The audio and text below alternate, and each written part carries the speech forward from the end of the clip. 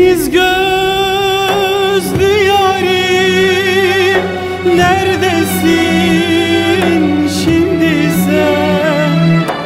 Bırakıp gittin yar beni sen ardında. O büyük ateşin yanarken bağrımda, deniz gözlüm neredesin? Deniz gözlüm neredesin?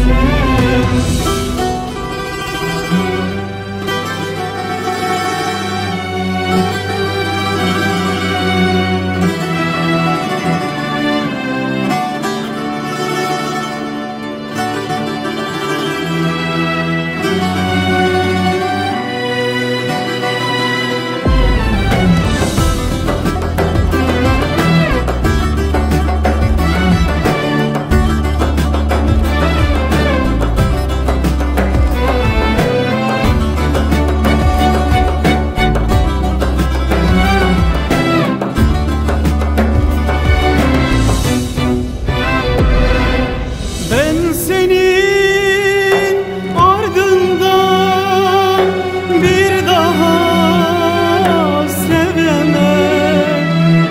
Aşkın alevine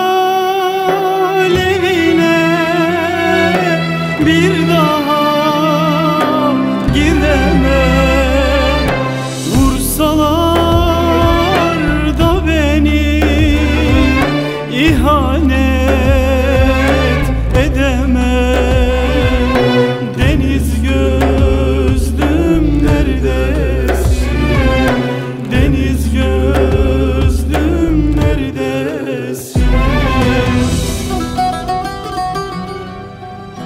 Ben senin ardından bir daha sevemem. Aşkın alevine bir daha giremem. Vursalar da beni ihanet edemem. Deniz gözlüm neredesin? Deniz gözlüm neredesin? Yokluğunda yüreğim çığlık çığlığa çırpınırken ben sensiz yaşayamam deniz gözlüm. Deniz gözlüm neredesin? Neredesin? Deniz gözlüm neredesin? Neredesin?